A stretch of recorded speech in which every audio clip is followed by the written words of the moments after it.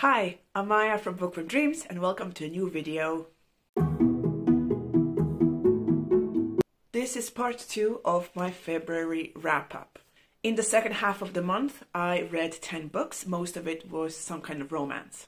So I'll first start with the shorter things. So the first thing I want to talk about is a novella called Ensnared by the Werewolf by Lillian Lark. This is book 2.5 in the Monsters Match series. And in this series, you basically follow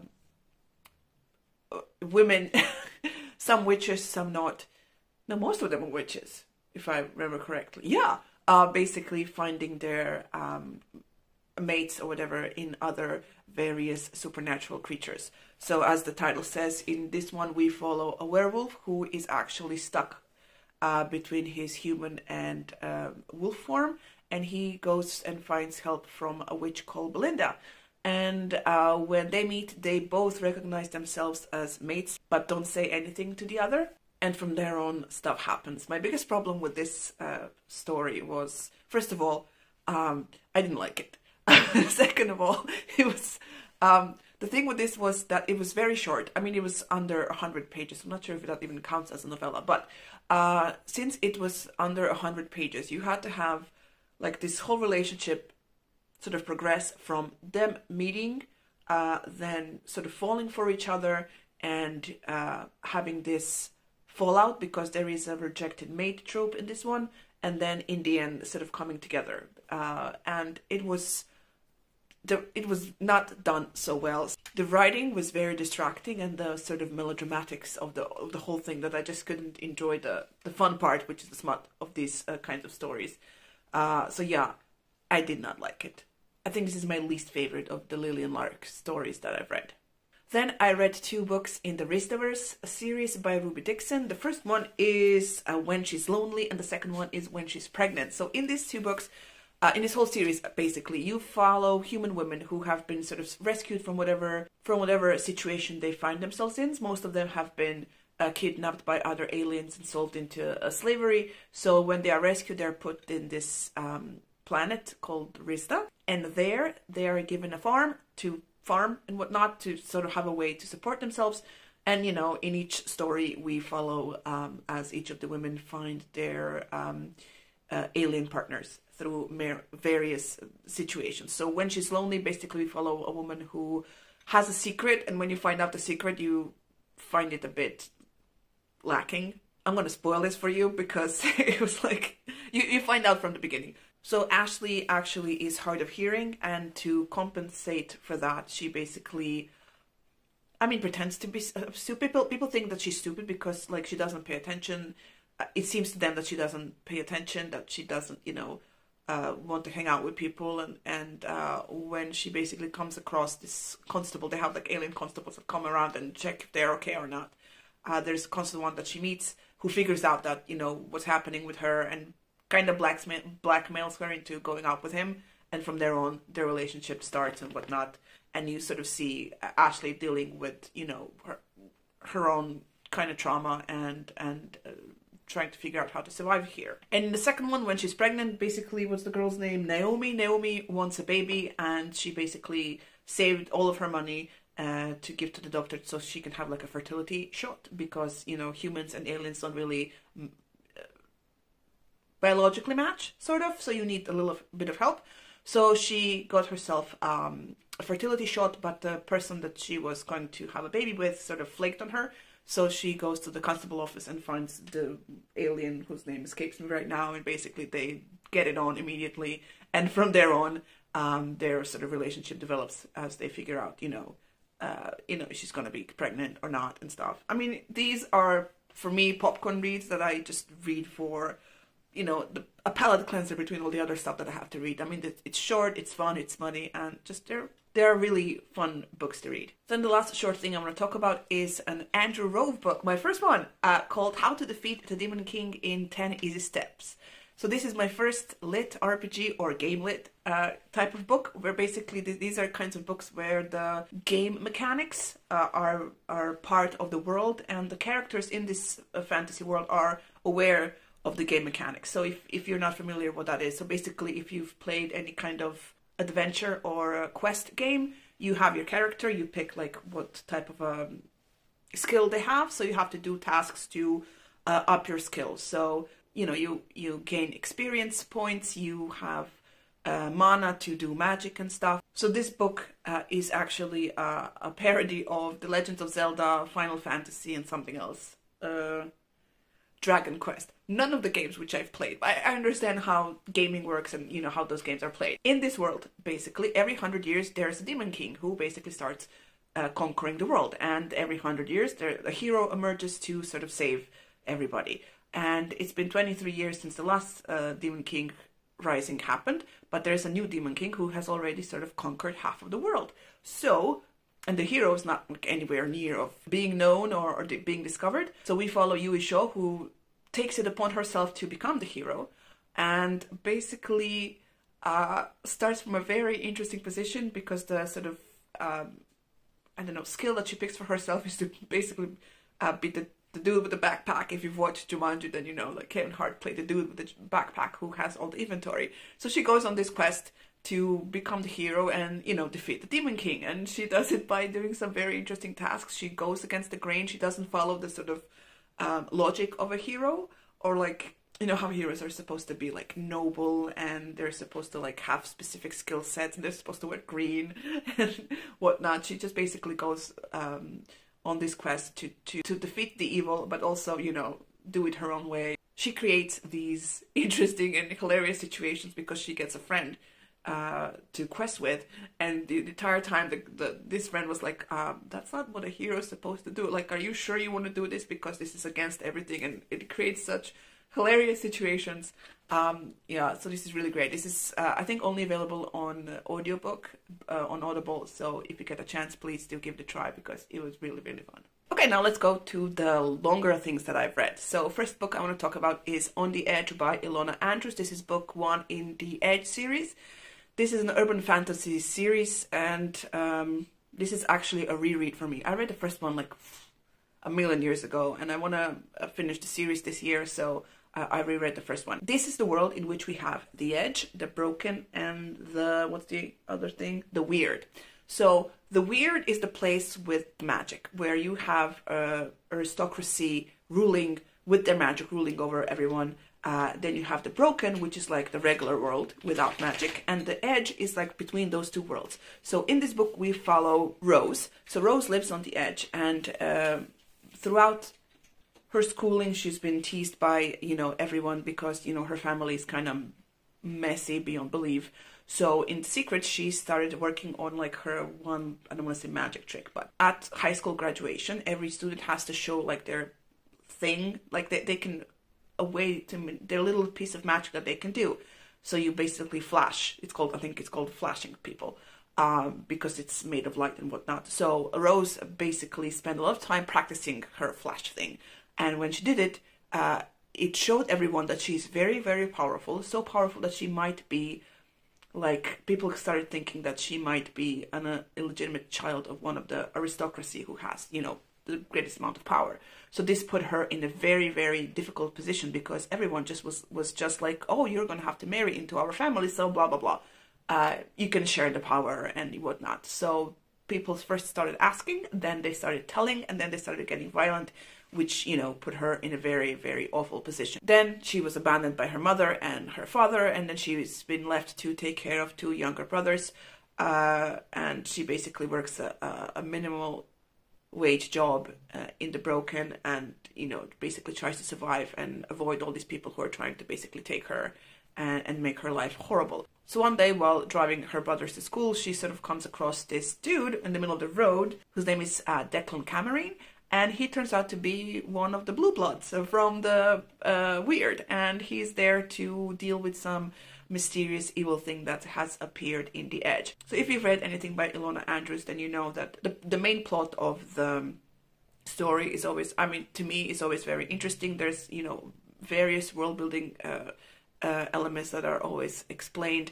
The romance is always there, and the thing with Declan and Rose, since Rose is sort of accustomed to people coming at her, she basically, the second time she meets Declan, she basically threatens him with a shotgun and says, I'm not going to marry you. And Declan's like, well, why not? And then somehow they get to issuing a challenge that Declan has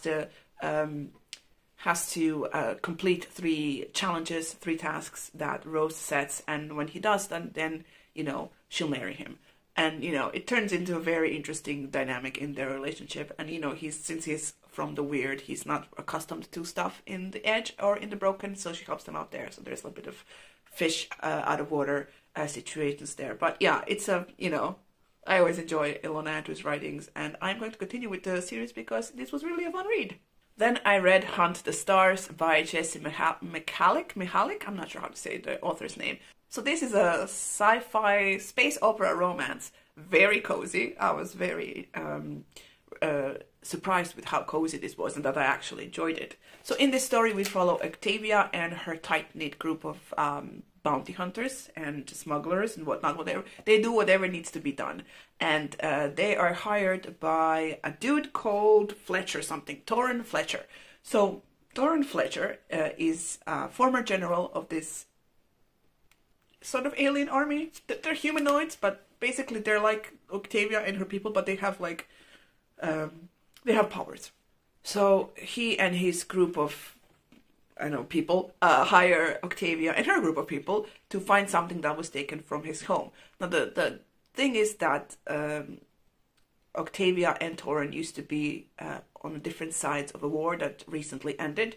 And Octavia was sort of a war hero of sorts, but for, used in propaganda, not without her knowledge, but not, she didn't really consent to it, but, it was like a term of her leaving the army that they can, use her story to, whatever, propaganda. So basically you have these 2 crews who used to be enemies, now put together in this ship to travel to the home planet and of Torrance, and to find this thing that was lost. And the crews getting to know each other, Octavia and Torrin getting to know each other, sort of both of them being surprised with how they're not what they expect to be. And from that there blossoms a sort of liking, and then goes to deeper stuff. A relationship forms, a romantic one, and it was a fun read. There's also a bit of cultural mishaps because the cultures are a bit different, and there's things with apologizing and giving gifts, and Octavia not wanting to receive gifts, and it was such a fun thing. So I don't want to spoil to you the main plot, because there is a very interesting political plot happening because of the thing that was stolen and taken, and there's another possibility of war and whatnot. So yeah, it was an interesting read. It's first in the trilogy, and I'm definitely going to continue with this one. Then I read something that was just out of left field. I saw on Goodreads that Rachel from R.K. Stumbling Bear put this book, The Gig That Saved Christmas, on her to-be-read list, and I thought that sounds interesting, and I clicked on it, and it's a book by Annabeth Albert. So basically, this is a fun Christmas romance. We follow Gideon, who is the embodiment of the Christmas spirit. And he has a very grumpy neighbor called, not Peter, Paul. And Paul is very grumpy, doesn't want to participate in the neighborhood decorations and stuff. And Gideon's of course has a crush on Paul. And Paul has a crush on Gideon, but we don't talk about that stuff. So Paul has a younger brother who wants to bring his girlfriend to the house and propose to her there in this perfect Christmas environment, and Paul is now in trouble, so he asks Gideon to help. Now Gideon is very organized. He likes to make lists, he likes to do things, so he basically uses all of his organizing powers to help Paul create this Christmas experience in his home. And through their working together, they hook up and become a pair. And then there's some anxiety in this one because Paul doesn't communicate very well, and Gideon has trouble with he thinks that he is unwanted, and he thinks that people that he basically puts himself in situations and in overstays his welcome would be a good expression for that. And so he most of when Christmas started and when the brother comes and with his girlfriend, he sort of feels himself doubting everything that's happened, and that kind of put a bit of anxiety in this romance. But it was a fun read. Definitely you can read it outside of Christmas as I did, or you can wait for Christmas to read it, but it was really, really fun read, and I'm looking forward to checking out more from the author. Then I found out that Catherine Moon had a book called Good Deeds, in which we follow an alien chick whose name is something, I don't know, I have no idea, who basically works as a trapper, right? So she goes, and I mean, she's also a mechanic, she can fix things, but she also, you know, goes around looking for things and selling them to people. So she finds herself on this pleasure planet, whatnot, and while she's there, her heat hits, and she has to somehow survive it without being mated to anyone from her species, because she wants her independence and she wants not to be, you know, bothered by other people. So she finds like the rundown house with pleasure house with a bunch of broken androids. So one of them is missing an arm, and others have sort of personality defects that made them not suited for work in other houses. So basically she stumbles over to them and she says like, I need help with my heat, and in exchange I'll fix you guys up. And that's basically what happens. It's a white shoes romance. In Catherine Moon, you know what you're getting yourself into. My bit of a problem with this one was that the main character seemed to, you know, change her personality quite quickly from being, you know, I want my independence, and, you know, going through heat with these android sex bots basically, to like, you know, okay, I need my, you know, I want all of them to like be part of like their mated relationships or whatnot. So that was like my only like, okay, that seems to have changed your tune quite quickly. And there's also like unnecessary, not anxiety, but not unnecessary uncertainty about one of the androids, whether or not they are like with the group or against the group, and I thought that was a bit of like, you know, unnecessary, but whatever. I read it, it was a fun read. You know, Catherine Moon, always fun. And now we get to the two books that might be controversial, I guess. I don't know, we'll see. So basically, I read a book that has been on my TBR for 4 years now. And ever since I've heard about it, I was like, oh, this sounds very interesting. I think I found out about it when I read Sarah J. Maas for the first time. And I was like, oh, this sounds really cool, but I haven't gotten to it, and now I have. And that is A Promise of Fire by Amanda Boucher. Now, I'm going to read to you what I put on my Goodreads review, because I found this book a bit lacking. I mean, I gave it 3 stars on Goodreads because, I mean, it was fine, but I thought it would be much more. I was a bit disappointed. This is what my Goodreads says. 2.5 stars rounded up to 3. This book is exactly what people who don't like fantasy romance and like to dump on it think a fantasy romance is. The female character was annoying and her powers seemed all over the place. Also, she's pretty much great at everything other than dealing with her emotions. The male character was a toxic alpha with control issues. Their romance was also toxic. It started as hate to love, but the hate seemed a bit too strong. The addition of the Greek pantheon was so confusing, and it kept taking me out of the story. So basically in this book we follow Kat. I didn't tell you what this book was about. So Kat has this power of being able to tell when people lie. So she is found in the circus where she works by some warlord who wants to use her to help keep his kingdom afloat, newly founded kingdom afloat. And he basically kidnaps her and is taking her to her kingdom while they are pursued by, you know, his enemies, and then people who are trying to kill her for reasons we find out throughout the book. Because this is not the first time that this has happened to her, that she's been kidnapped for her powers and, you know, trouble. There is the addition of the Greek pantheon for reasons I could not understand, and it was confusing, kept getting me out of the story. The constant usage of the term hoi polloi, and that was also very like, what the fuck are you doing? Was this a thing that they used in historical Greece? Was it used to differentiate this book from any other medieval-like fantasy romance? After a while, the mystery of origin of Kat, the main character, and her awesome powers started to grate on my senses, because it would be mentioned and teased about a lot, but nothing really came out of it. I guess I'm supposed to read the next book to figure out that she is the daughter of Zeus and Hera or something else. I will not be continuing on with the series because I was so annoyed. My dog is still doing things. What? Thank you. Yeah, I will not be continuing on with the series because I was just so annoyed while reading this, and it was, you know, I read much better fantasy romance. So yeah, kind of disappointing. And the last book I'm going to talk about is Lord Taste of Gold and Iron by Alexandra Rowland. Now, this book was so hyped. In my corner of BookTube, like people that I follow have been talking about this book a lot last year. Like it's been on many of like best of lists. And I was kind of excited to read it because first of all, the cover.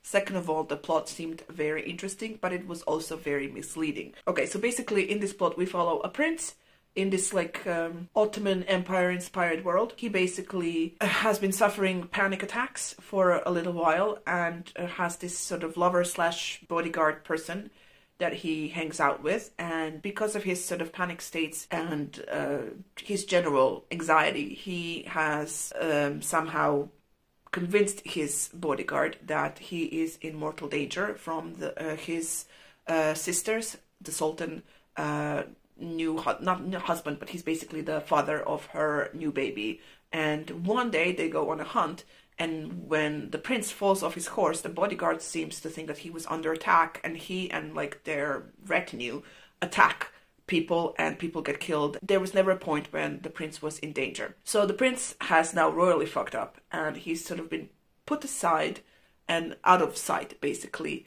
so he doesn't upset everybody else, the people, the gentry and whatnot. And he's been given a new bodyguard who dislikes him on principle because of what has happened.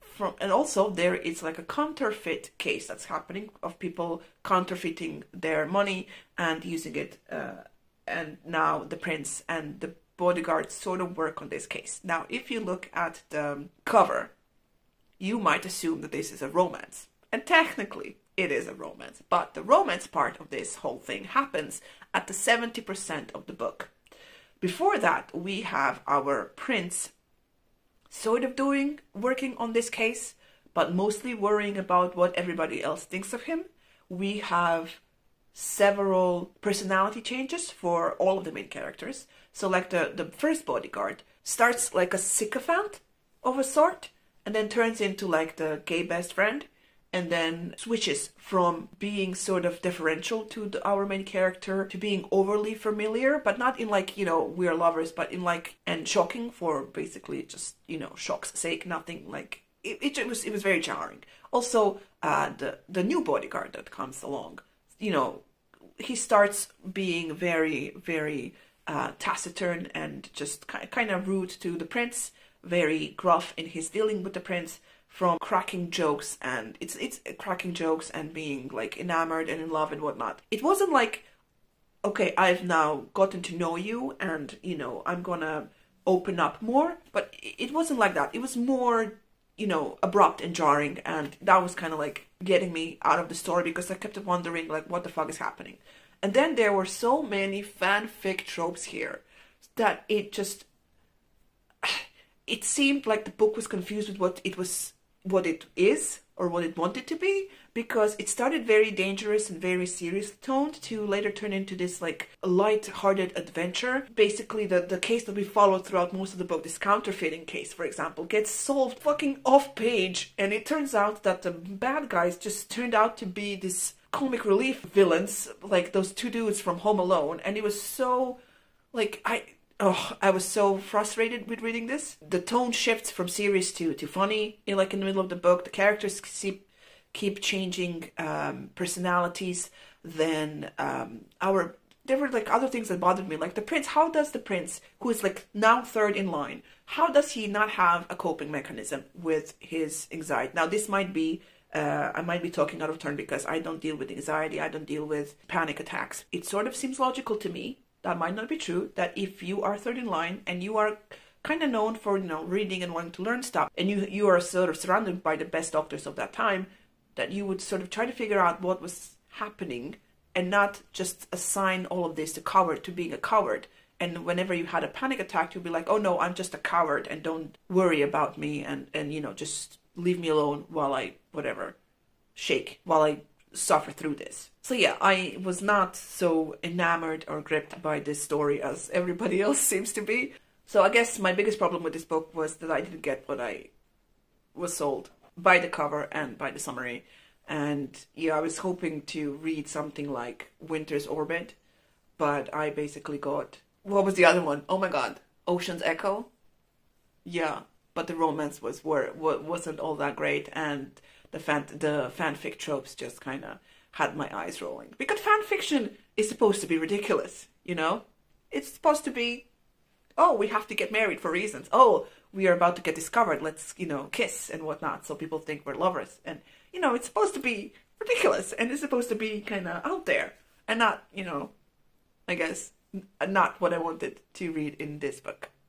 Right, so those were the books I read in the second half of the month. Let's just summarize the whole month. So in the whole month of February, I read 17 books. My favorite book of the month would be Along the Razor's Edge by Rob J. Hayes. I really, really love that one.